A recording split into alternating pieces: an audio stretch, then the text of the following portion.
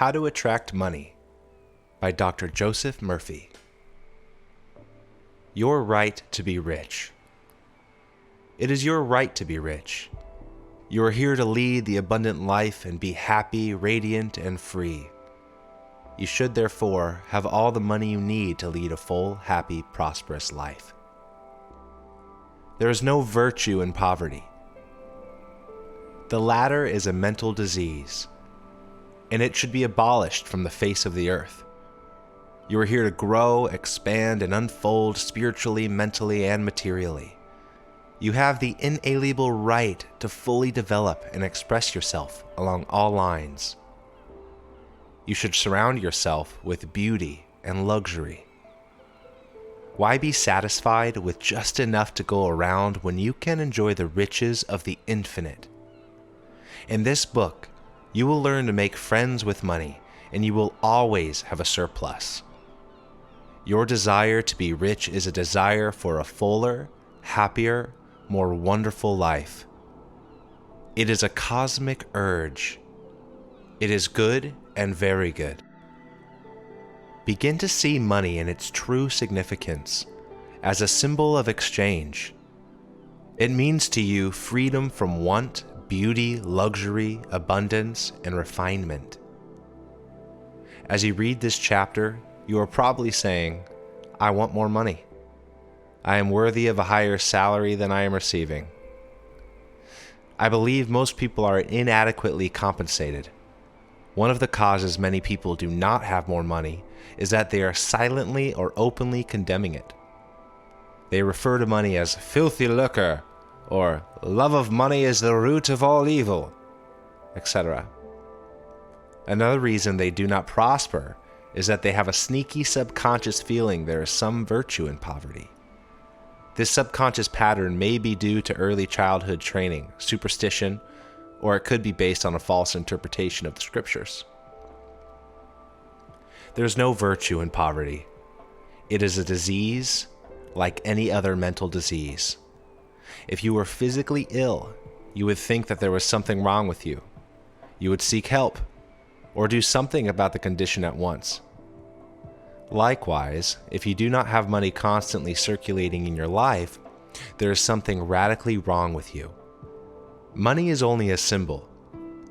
It has taken many forms as a medium of exchange down through the centuries, such as salt, beads, and trinkets of various kinds. In early times, man's wealth was determined by the number of sheep or oxen he had. It is much more convenient to write a check than to carry some sheep around with you to pay your bills.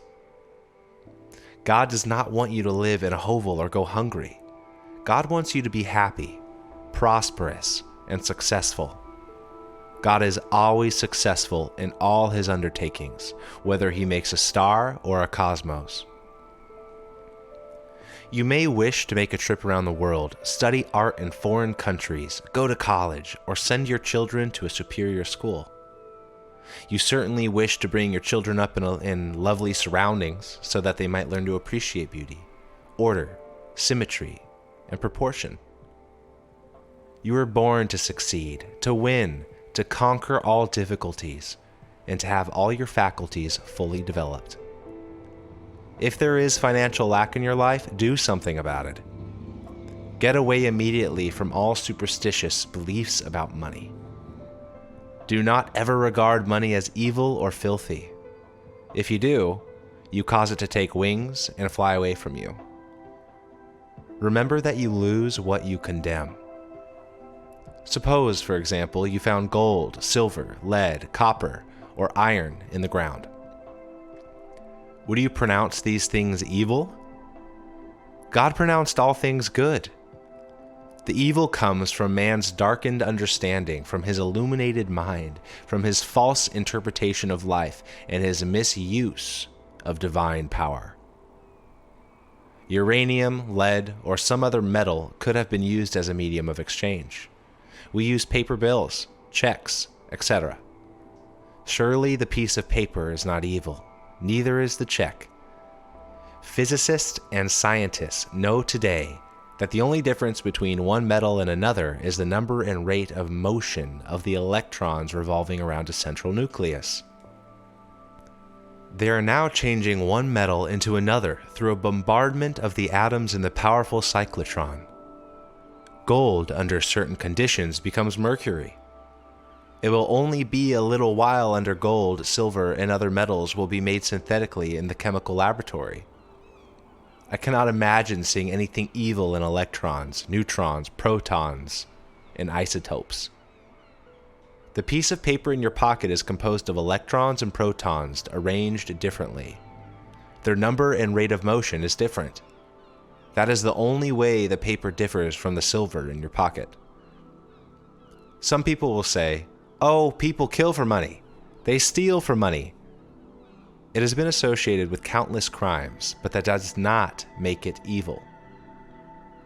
A man may give another $50 to kill someone.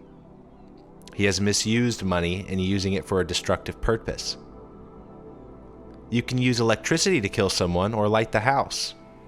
You can use water to quench the baby's thirst or use it to drown the child. You can use fire to warm the child or burn it to death. Another illustration would be if you brought some earth from your garden, put it in your coffee cup for breakfast. That would be your evil. Yet the earth is not evil. Neither is the coffee. The earth is displaced. It belongs in your garden. Similarly, if a needle were stuck in your thumb, it would be your evil. The needle or pin belongs in the pin cushion, not in your thumb. We know the forces of the elements of nature are not evil. It depends on our use of them, whether they bless or hurt us. A man said to me one time, "I am broke. I do not like money. It is the root of all evil." Love of money to the exclusion of everything else will cause you to become lopsided and unbalanced. You are here to use your power or authority wisely. Some men crave power. Others crave money. If you set your heart on money and say, "That is all I want, I am going to give all my attention to amassing money. Nothing else matters." You can get money and attain a fortune, but you have forgotten that you are here to lead a balanced life. Man does not live by bread alone.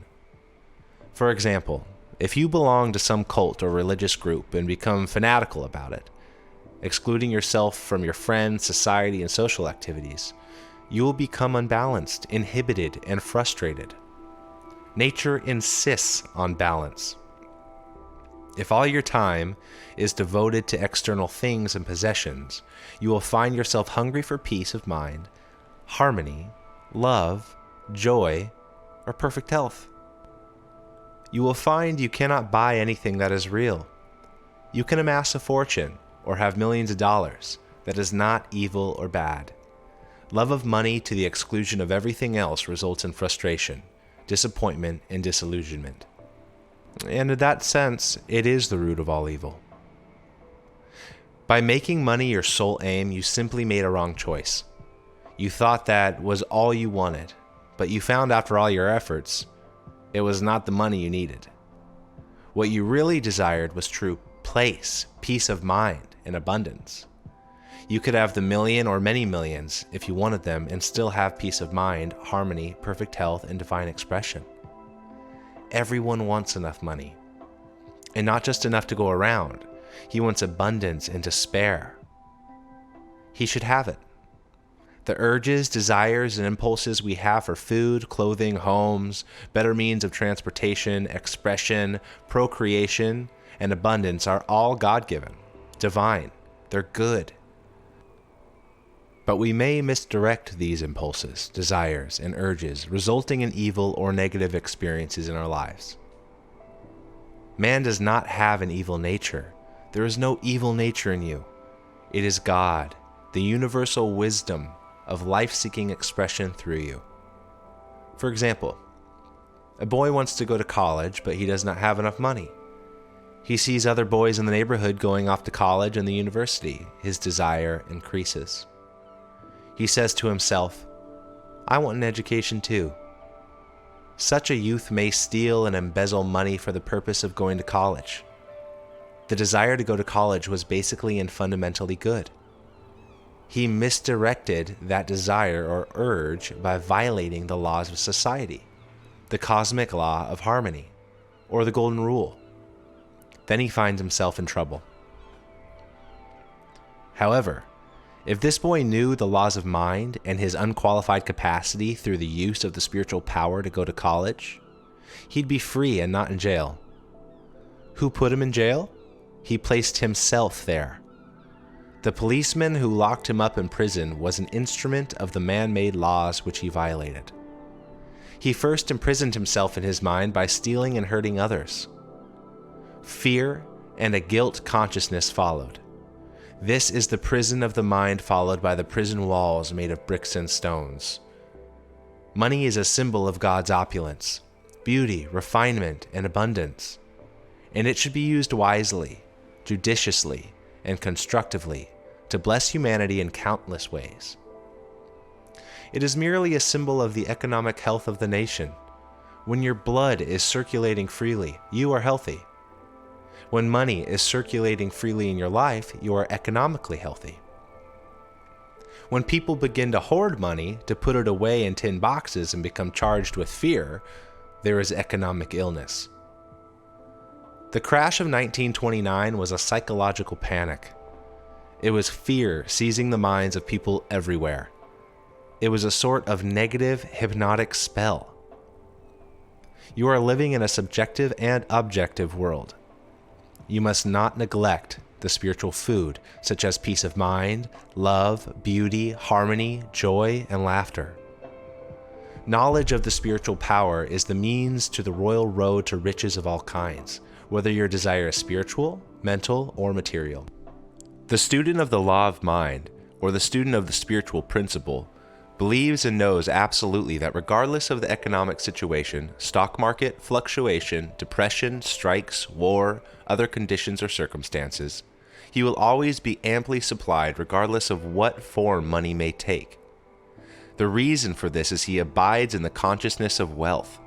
The student has convinced himself, in his mind, that wealth is forever flowing freely in his life, and that there is always a divine surplus. Should there be a war tomorrow, and all the student's present holdings become valueless, as the German marks did after the First World War, he would still attract wealth, and be cared for regardless of the form the new currency took. Wealth is a state of consciousness. It is a mind conditioned to divine supply forever flowing. The scientific thinker looks at money or wealth like the tide, i.e., it goes out, but it always comes back. The tide never fails. Neither will man supply when he trusts a tireless, changeless, immortal presence which is omnipresent and flows ceaselessly. The man who knows the workings of the subconscious mind is never therefore worried about the economic situation, stock market panics, devaluation of inflation, of currency, since he abides in the consciousness of God's eternal supply. Such a man is always supplied and watched over by an overshadowing presence. Behold, the birds of the air, for they sow not, neither do they reap, gather into barns. Yet your heavenly Father feedeth them. Are you not much better than they? As you consciously commune with the divine presence, claiming and knowing that it leads and guides you in all of your ways, that it is lamp unto your feet, and a light on your path, you will be divinely prospered and sustained beyond your wildest dreams. Here is a simple way for you to impress your subconscious mind with the idea of constant supply or wealth. Quiet the wheels of your mind. Relax. Let go. Immobilize the attention. Get into a sleepy, drowsy, meditative state of mind. This reduces effort to the minimum. Then in a quiet, relaxed, passive way, reflect on the following simple truths. Ask yourself, where do ideas come from? Where does wealth come from? Where did you come from? Where did your brain and your mind come from? You will be led back to the one source. You find yourself on a spiritual working basis now. It will no longer insult your intelligence to realize that wealth is a state of mind. Take this little phrase, repeat it slowly 4 or 5 minutes, 3 or 4 times a day, quietly to yourself, particularly before you go to sleep. Money is forever circulating freely in my life, and there is always a divine surplus. As you do this regularly and systematically, the idea of wealth will be conveyed to your deeper mind, and you will develop a wealth consciousness. Idle, mechanical repetition will not succeed in building the consciousness of wealth. Begin to feel the truth of what you affirm. You know what you are doing and why you are doing it. You know your deeper self is responsive to what you consciously accept as true. In the beginning, people who are in financial difficulties do not get results with such affirmations as, I am wealthy, I am prosperous, I am successful. Such statements may cause their condition to get worse. The reason is the subconscious mind will only accept the dominant of two ideas, or the dominant mood or feeling. When they say, I am prosperous, their feeling of lack is greater, and something within them says, no, you are not prosperous, you are broke. The feeling of lack is dominant, so that each affirmation calls forth the mood of lack, and more lack becomes theirs. The way to overcome this for beginners is to affirm what the conscious and subconscious mind will agree on. Then there will be no contradiction. Our subconscious mind accepts our beliefs, feelings, convictions, and what we consciously accept as true. A man could engage the corporation of his subconscious mind. He could do that by saying, I am prospering every day. I am growing in wealth and in wisdom every day. Every day my wealth is multiplying. I am advancing, growing, and moving forward financially. These and similar statements would not create any conflict in the mind.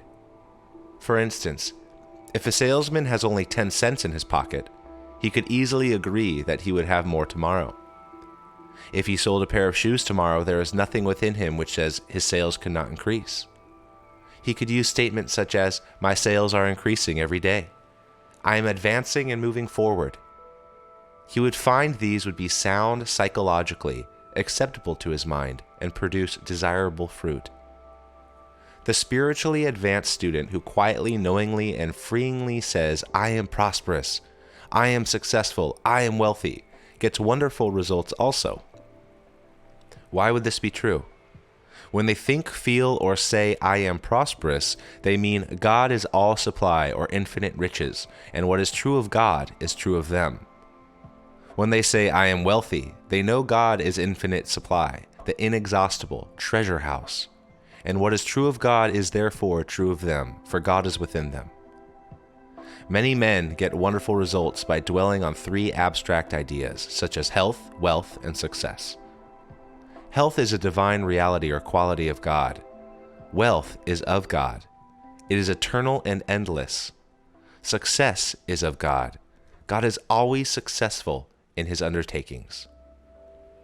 The way they produce remarkable results is to stand before a mirror as they shave and repeat 4, 5, or 10 minutes. Health, wealth, and success. They do not say, I am healthy, or I am successful. They create no opposition in their minds. They are quiet and relaxed. Thus the mind is receptive and passive. Then they repeat these words. Amazing results follow. All they are doing is identifying with truths that are eternal, changeless, and timeless. You can develop a wealth consciousness. Put the principle enunciated and elaborated on in this book to practice, and your desert will rejoice and blossom as the rose. I worked with a young boy in Australia many years ago who wanted to become a physician and surgeon, but he had no money. Nor had he graduated from high school. For expenses he used to clean out doctor's office, wash windows, and do odd repair jobs. He told me that every night as he went to sleep, he went to see a diploma on a wall with his name in big, bold letters. He used to clean and shine the diplomas in the medical building where he worked. It was not hard for him to engrave the diploma in his mind and develop it there. I do not know how long he continued this imaging, but it must have been for some months. Results followed as he persisted. One of the doctors took a great liking to this young boy, and after training him in the art of sterilizing instruments, giving hypodermic injections, and other miscellaneous first aid work, he became a technical assistant in his office. The doctor sent him to a high school and also to college at his expense. Today, this man is a prominent doctor in Montreal, Canada. He had a dream, a clear image in his mind. His wealth was in his mind. Wealth is your idea, desire, talent, urge for service, capacity to give to mankind, your ability for usefulness to society, and your love for humanity in general. This young boy operated a great law unconsciously. Troward says, having seen the end, you have willed the means to the realization of the end.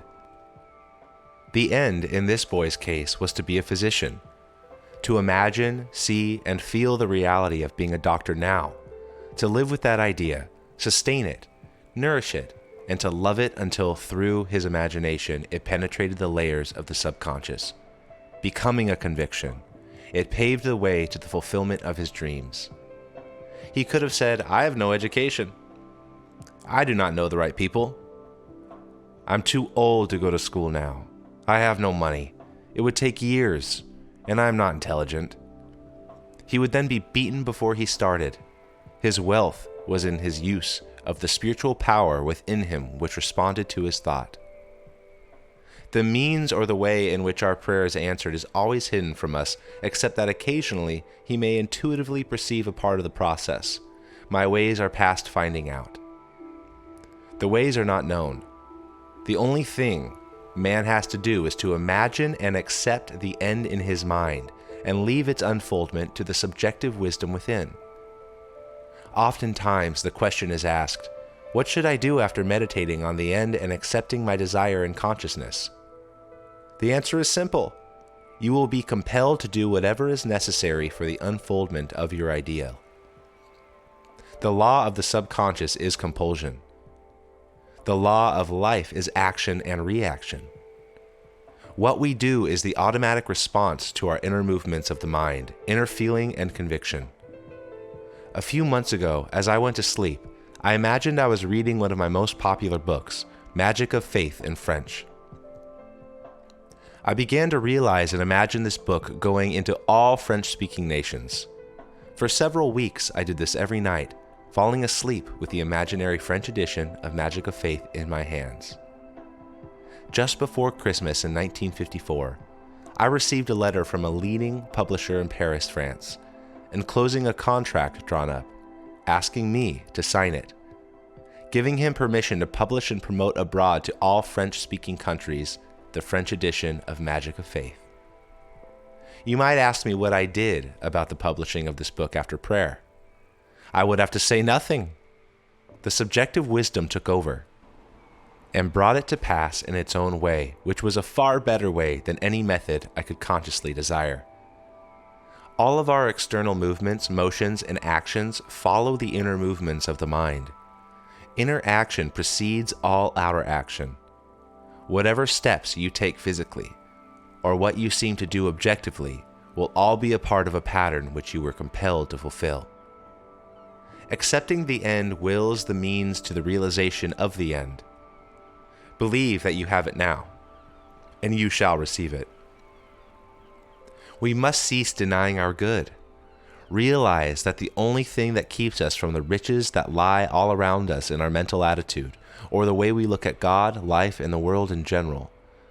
Know, believe, and act on the positive assumption that there is no reason why you cannot have, be, and do whatever you wish to accomplish through the great laws of God.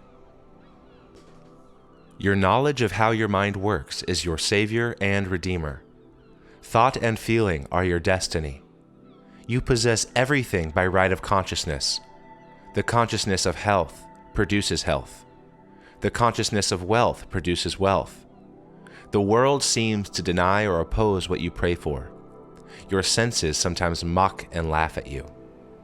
If you say to your friend you are opening up a new business for yourself, he may proceed to give you all the reasons why you are bound to fail. If you are susceptible to this hypnotic spell, he may instill fear of failure in your mind. As you become aware of the spiritual power, which is the end and indivisible, and responds to your thought, you will reject the darkness and ignorance of the world, and know that you possess all the equipment, power, and knowledge to succeed. To walk on the royal road to riches, you must not place obstacles and impediments on the pathway of others.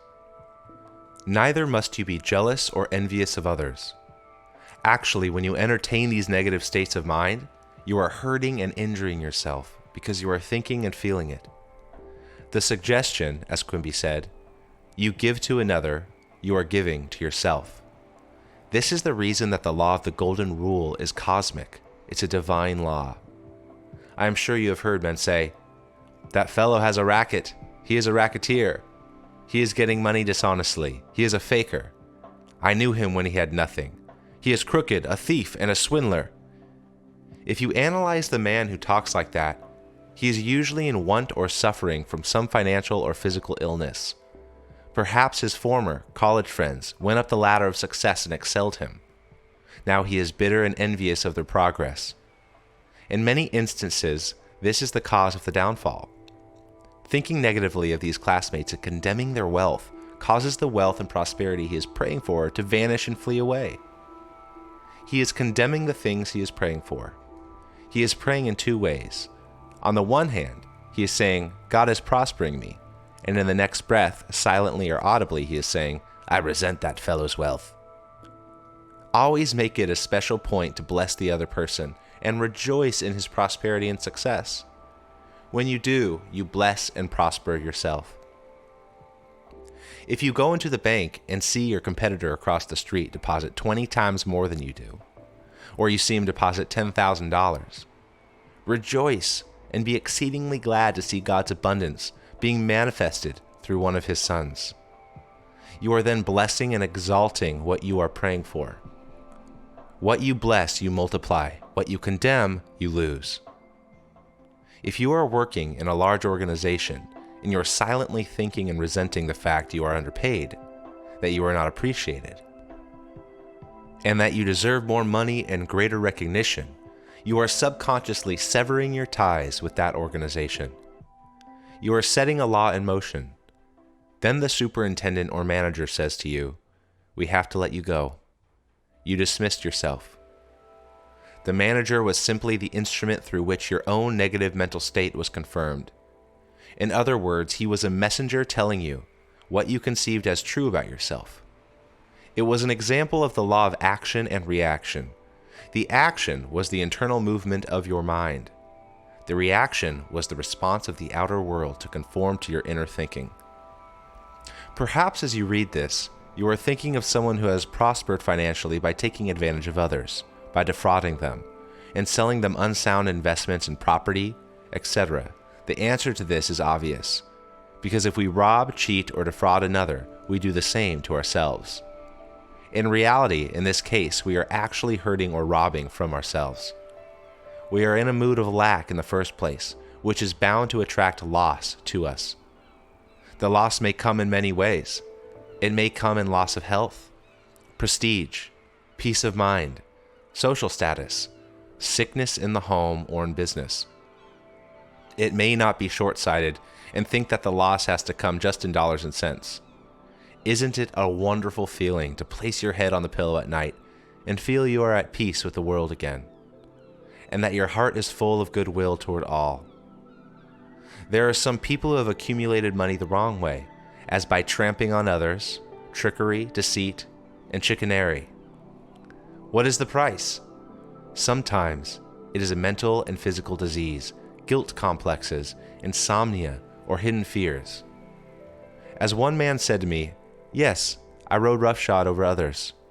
I got what I wanted, but I got cancer doing it." He realized he had attained his wealth in the wrong way. You can be wealthy and prosperous without hurting anyone. Many men are constantly robbing themselves. They steal from others peace of mind, health, joy, inspiration, happiness, and the laughter of God. They may say that they have never stolen, but is it true? Every time we resent another, or are jealous, or envious of another's wealth or success, we are stealing from ourselves. These are the thieves and robbers which Jesus cast out of the temple. Likewise, you must cast them out incisively and decisively. Do not let them live in your mind. Cut their heads off with the fire of right thought and feeling. I remember in the early days of the war reading about a woman in Brooklyn, New York, who went around from store to store buying all of the coffee she could. She knew it was going to be rationed. She was full of fear that there would not be enough for her. She bought as much as she could and stored it in the cellar. That evening, she went to church services. When she came home, burglars had broken down the door, stolen not only the coffee, but silverware, money, jewelry, and other. This good woman said what they all say. Why did this happen to me when I was at church? I never stole from anyone. Is this true? Was she not in the consciousness of lack and fear when she began to board and hoard supplies of coffee? Her mood and fear of lack was sufficient to bring about loss in her home and possessions. She didn't have to put her hand on the cash register or rob a bank. Her fear of lack produced lack. This is the reason that many people who are what society calls good citizens suffer loss. They are good in the worldly sense. They pay their taxes, they obey the laws, vote regularly, and are generous to charities, but they are resentful of other possessions, their wealth, or social position. If they would like to take money when no one was looking, such an attitude is definitely and positively a state of lack, and may cause the person who indulges in such a mental state to attract charlatans or knaves who may swindle or cheat them in some business transaction. Before the outer thief robs us, we have first robbed ourselves. There must be an inner thief before the outer one appears. A man can have a guilt complex and be accusing himself constantly. I knew such a man. He was very honest as a teller in a bank. He never stole any money, but he had an illicit romance. He was supporting another woman and denying his family. He lived in fear that he would be discovered. A deep sense of guilt resulted. Fear follows guilt. Fear causes a contraction of the muscles and mucous membranes. Acute disease developed. Medication only gave him temporary relief. I explained to this client the cause of his trouble and told him the cure was to give up the outside affair. He said he couldn't. She was his soulmate, and that he had tried. He was always condemning and accusing himself. One day he was accused by one of the officials of the bank of having embezzled some money. It looked serious for him, as the evidence was circumstantial. He became panic-stricken and realized that the only reason he was wrongfully accused was that he had been accusing and condemning himself. He saw how mind operates. Inasmuch as he was always accusing himself of the inner plane, he would be accused on the outer. He broke off the relationship immediately with the other woman due to the shock of being accused of embezzling, and began to pray for divine harmony and understanding between himself and the bank official. He began to claim, "There is nothing hidden that is not revealed.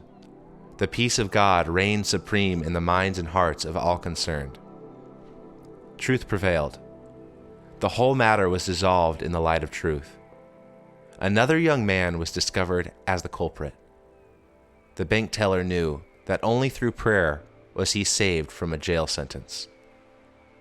The great law is, as you would that men should think about you, think about them in the same manner.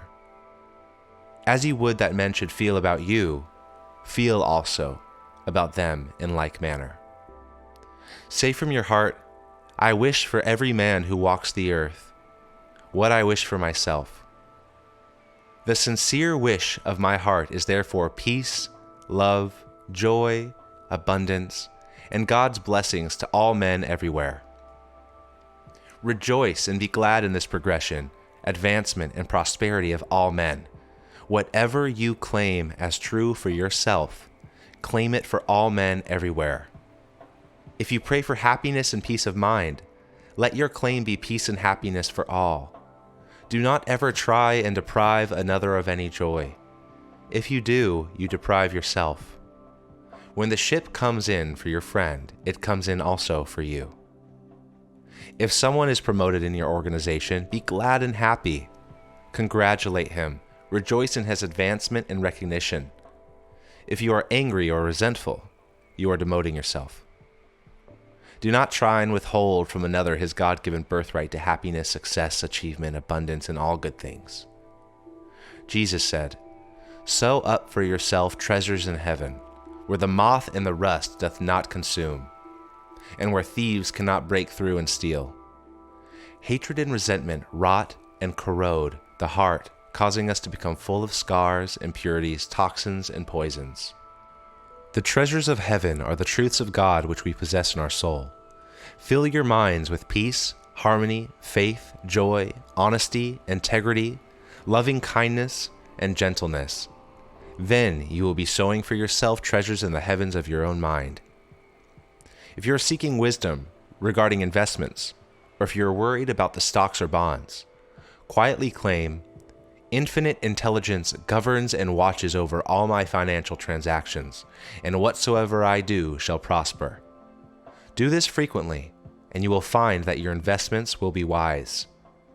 Moreover, you will be protected from loss, as you will be promoted to sell your securities or holdings before any loss accrues to you.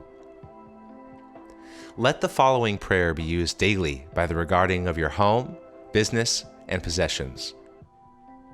The overshadowing presence which guides the planets on their course and causes the sun to rise, watches over all my possessions, home, business, and all things that are mine. God is my fortress and vault. All my possessions are secure in God. It is wonderful. By reminding yourself daily of this great truth, and by observing the laws of love, you will always be guided, watched over, and prospered in all your ways. You will never suffer from loss, for you have chosen the Most High as your counselor and guide. The envelope of God's love surrounds and folds and encompasses you at all times. You rest in the everlasting arms of God. All of us should seek an inner guidance for our problems. If you have a financial problem, repeat this before you retire at night. Now I shall sleep in peace. I have turned this matter over to the God wisdom within. It knows only the answer. As the sun rises in the morning, so will my answer be resurrected. I know the sunrise never fails. Then go off to sleep. Do not fret, fuss, and fume over a problem. Night brings counsel. Sleep on it. Your intellect cannot solve all your problems. Pray for the light that is to come. Remember the dawn always comes. Then the shadows flee away. Let your sleep every night be a contented bliss. You are not a victim of circumstances except you believe you are. You can rise and overcome any circumstance or condition. You will have different experiences as you stand on the rock of spiritual truth, steadfast and faithful to your deeper purpose and desire. In large stores, the management employs store detectives to prevent people from stealing. They catch a number every day trying to get something for nothing. All such people are living in the consciousness of lack and limitation, and are stealing from themselves, attracting at the same time all manner of loss. These people lack faith in God and the understanding of how their minds work. If they would pray for true place, divine expression, and supply, they would find work. Then by honesty, integrity, and perseverance, they would become a credit to themselves and society at large. Jesus said, "For ye have the poor always with you, but me ye have not always." The poor states of consciousness are always with us in this sense, that no matter how much wealth you now have, there is something you want with all of your heart. It may be a problem of health. Perhaps a son or daughter needs guidance, or harmony is lacking in the home. At that moment, you are poor. We could not know what abundance was except we were conscious of lack. I have chosen 12, and one of you is a devil. Whether it be the King of England or the boy in the slums, we are all born into limitation and into the race belief. It is through these limitations we grow. We could never discover the inner power except through problems and difficulties. These are our poor states, which prod us in seeking the solution. We could not know what joy was except we could shed a tear of sorrow. We must be aware of poverty to seek liberation and freedom and ascend into God's opulence. The poor states, such as fear, ignorance, worry, lack, and pain, are not bad when they cause you to seek the opposite. When you get into trouble and get kicked around from pillar to post, when you ask negative, heart-rending questions such as, "Why are all these things happening to me? Why does there seem to be a jinx following me?" Light will come into your mind. Through your suffering, pain, or misery, you will discover the truth which sets you free. Sweet are the uses of adversity. Like a toad ugly and venomous, yet wears a precious jewel on its head. Through dissatisfaction, we are led to satisfaction. All those studying the laws of life have been dissatisfied with something. They have had some problem or difficulty which they could not solve, or they were not satisfied with the man-made answers to life's riddles. They have found their answer in the God presence within themselves, the pearl of great price, the precious jewel. The Bible says, "I sought the Lord, and I found him, and he delivered me from all my fears." When you realize your ambition or desire, you will be satisfied for only a period of brief time. Then the urge to expand will come again. This is life seeking to express itself at higher levels through you. When one desire is satisfied, another comes, etc., to infinity. You are here to grow. Life is progression. It's not static. You are here to go from glory to glory. There is no end, for there is no end to God's glory. We are all poor in the sense we are forever seeking more light, wisdom, happiness, and greater joy out of life. God is infinite, and never in eternity could you exhaust the glory, beauty, and wisdom which is within. This is how wonderful you are. In the absolute state, all things are finished, but in the relative world we must awaken to the glory which was ours before the world was. No matter how wise you are seeking more wisdom, so you are still poor. No matter how intelligent you are in the fields of mathematics, physics, or astronomy, you are only scratching the surface. You are still poor.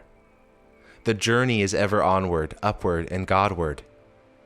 It is really an awakening process, whereby you realize creation is finished. When you know God does not have to learn, grow, expand, or unfold, you begin to gradually awaken from the dream of limitation and become alive in God. As the scales of fear, ignorance, race, belief, and mass hypnosis fall from your eyes, you begin to see as God sees. The blind spots are removed. Then you begin to see the world as God made it. For we begin to see through God's eyes. Now you say, "Behold, the kingdom of heaven is at hand." Feed the poor within you. Clothe the naked ideas, and give them form by believing in the reality of the idea, trusting the great fabricator within it to cloth it in form and objectify it. Now your word, idea, shall become flesh, take form. When you are hungry, poor states, you seek food. When worried, you seek peace. When you are sick, you seek health. When you are weak, you seek strength. Your desire for prosperity is the voice of God in you telling you that abundance is yours. Therefore, through your poor state, you find the urge to grow, to expand, to unfold, to achieve and to accomplish your desires. A pain in your shoulder is a blessing in disguise. It tells you to do something about it at once. If there were no pain and no indication of trouble, your arm might fall off in the street. Your pain is God's alarm. It's telling you to seek His peace and His healing power, and move from darkness to light. When cold, you build a fire. When you are hungry, you eat. When you are in lack, enter into the mood of opulence and plenty. Imagine the end, rejoice in it. Having imagined the end and felt it as true, you have willed the means to the realization of the end. When you are fearful and worried, feed your mind with the great truths of God that have stood the test of time and will last forever. You can receive comfort by meditating on the great Psalms. For example, "The Lord is my shepherd, I shall not want. God is my refuge, my salvation, whom shall I fear? God is an ever-present help in time of trouble.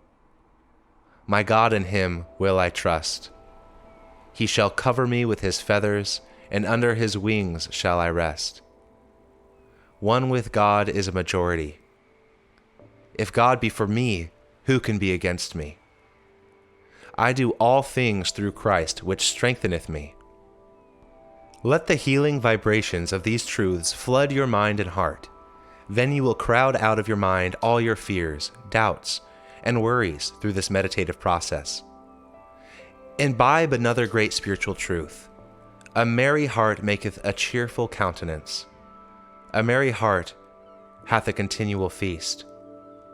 A merry heart doeth good like a medicine. A broken spirit drieth the bones. Therefore I put thee in remembrance that thou stir up the gift of God within thee. Begin now to stir up the gift of God by completely rejecting the evidence of senses, the tyranny and despotism of the race mind, and give complete recognition to the spiritual power within you as the only cause, the only power, and the only presence. Know that it is a responsive and beneficent power. Draw nigh unto it, and it will draw nigh unto you. Turn to it devotedly, with assurance, trust, and love. It will respond to you as love, peace, guidance, and prosperity. It will be your comforter, guide, counselor, and your heavenly Father. You will then say, "God is love. I have found him, and he truly has delivered me from all my fears." Furthermore, you will find yourself in green pastures, where abundance and all of God's riches flow freely through you. Say to yourself freely and joyously during the day, "I walk in the consciousness of the presence of God all day long. His fullness flows through me at all times, filling up all the empty vessels in my life." When you are filled, full of the feeling of being what you long to be, your prayer is answered. Are all the vessels full in your life?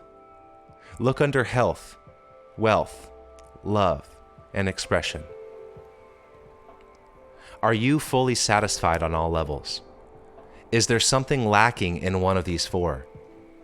All that you seek, no matter what it is, comes under one of these classifications.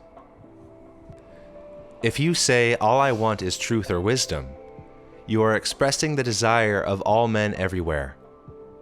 That is what everyone wants, even though he or she may word it differently. Truth or wisdom is the overall desire of every man. This comes under the classification of expression. You wish to express more and more of God here and now. Through your lack, limitation, and problems, you grow in God's light and you discover yourself. There is no other way whereby you could discover yourself. If you could not use your powers two ways, you would never discover yourself. Neither would you ever deduce a law governing you. If you were compelled to be good, or compelled to love, that would not be love. You would then be an automation. You have freedom to love because you can give it or retain it. If compelled to love, there is no love. Aren't you flattered when some woman tells you she loves you and wants you? She has chosen you from all the men in the world. She does not have to love you. If she were forced to love you, you would not be flattered or happy about it. You have the freedom to be a murderer or a holy man. This is the reason that we praise such men as Lincoln and others. They decided to choose the good. We praise them for their choice. If we believe that circumstances, conditions, events, age, race, religious training, or early environment can preclude the possibility of our attaining a happy, prosperous life. We are thieves and robbers. All that is necessary to express happiness and prosperity is to feel happy and prosperous. The feeling of wealth produces wealth. States of consciousness manifest themselves. This is why it is said, "All that ever came before me are thieves and robbers." Feeling is the law, and the law is the feeling. Your desire for prosperity is really the promise of God saying that His riches are yours. Accept this promise without any mental reservation. Quimby likened prayer to that of a lawyer pleading the case before the judge. This teacher of the laws of mind says he could prove the defendant was not guilty as charged, but that the person was a victim of lies and false beliefs. You are the judge. You render your own verdict. Then you are set free.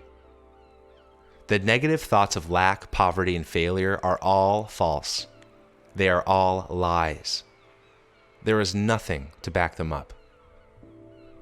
You know there is only one spiritual power, one primal cause, and you therefore cease giving power to conditions, circumstances, and opinions of men.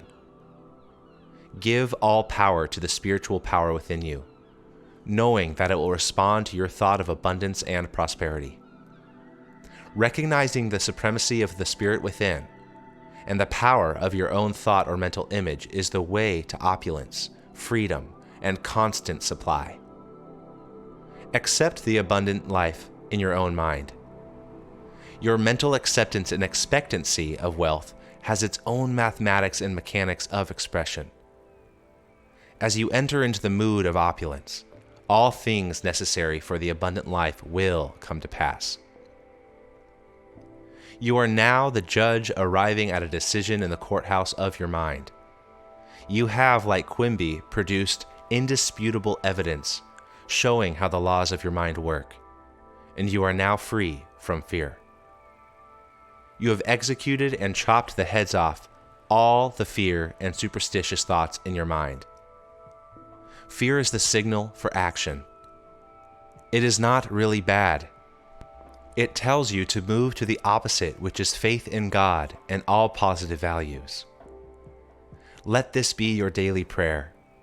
Write it in your heart. God is the source of my supply. That supply is my supply now. His riches flow to me freely, copiously, and abundantly. I am forever conscious of my true worth. I give of my talents freely, and I am wonderfully, divinely compensated. Thank you, Father.